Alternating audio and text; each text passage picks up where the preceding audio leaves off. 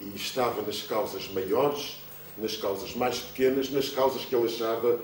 Referiram-se a algumas ocupações. Eu gostaria também de recordar uma ocupação que fizemos na Aldeia da Piedade, no final já do Concelho de Setúbal, na transição para o Concelho de Sesimbra, em que morreram quatro amigos nossos, não é? dessa época, num brutal acidente de viação, 4 militantes da então Luar, uma organização política da época.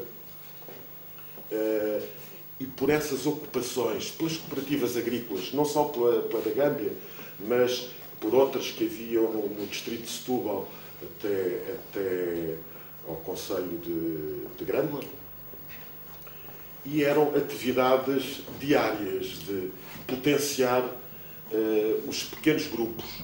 Não eram no conceito.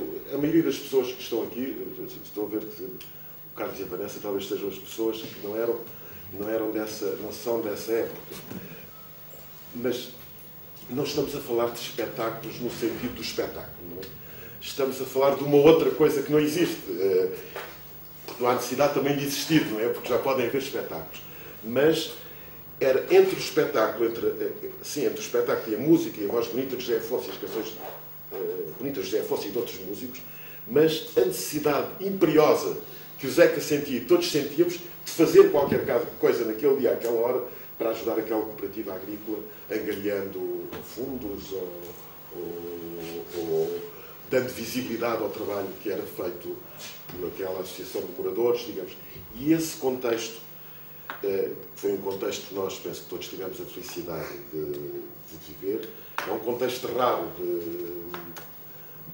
com uma figura com a capacidade poética e musical de José Afonso de dedicar tantos anos da sua vida e o empenho que teve.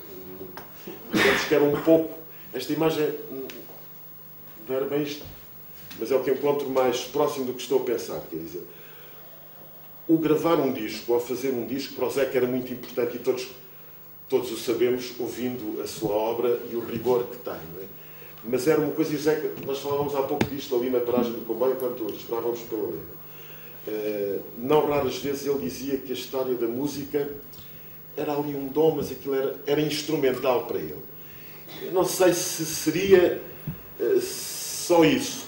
Penso que existiriam outros momentos no Zeca que seriam de profundo isolamento no sentido criativo, porque só com uma grande capacidade de concentração e com grande profundidade se poderia produzir a obra que produziu. Mas que ele diversas vezes ouvi referir-se à sua obra como uma coisa. Estava ao serviço de qualquer coisa. Quer dizer, as canções faziam-se para ter essa utilidade. Porque acho que vai ser mais engraçado, se calhar, conversarmos todos.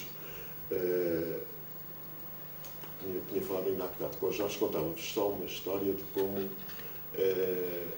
o Zeca, depois de ter sido preso 39 de abril, com o Jorge, justamente no mesmo dia. 7 e 12, fomos 3 casos.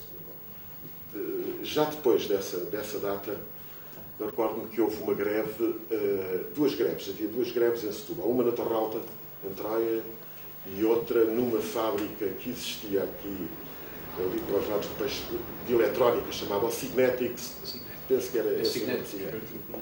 E claro, greves antes do 25 de Abril eram umas coisas que não saíam propriamente da primeira página do jornal. Né? Bom, sabia-se, as greves eram um pouco setoriais, duravam ali o tempo que duravam, e com uma outra amiga que não está hoje aqui e que viveu com grande intensidade esse período, e que foi também uma mulher que muito corajosa no período da ditadura, a Adriana Espanca, que até era suposto que aqui estivesse hoje.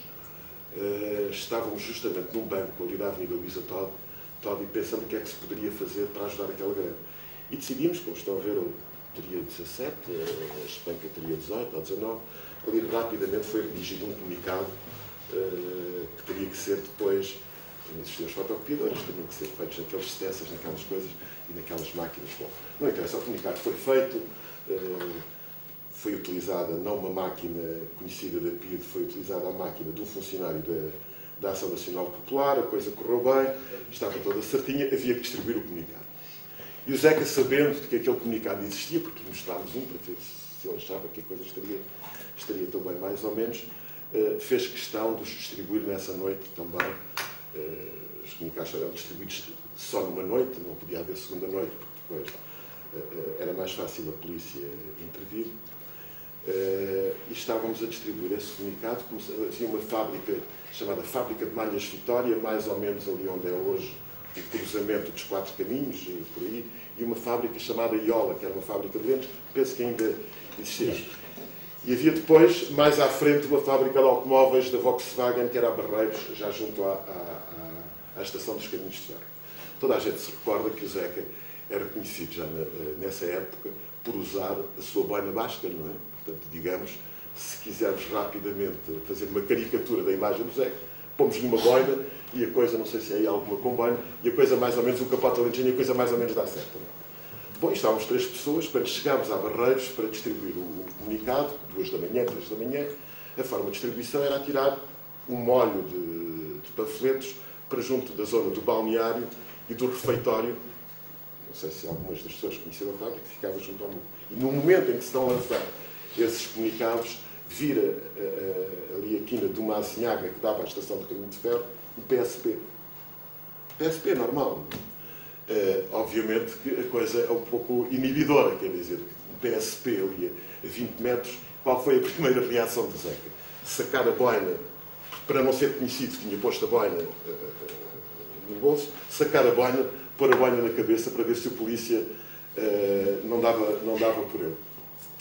Digamos que essas atividades que o Zeca manteve até ao dia 25 de Abril, apesar da forma como estava marcado pelo regime e pela polícia. Aliás, nesse dia acabou por ver passar o carro que tinha sido preso em 30 de Abril, não é? 30 de Abril. Digamos que o Zeca manteve a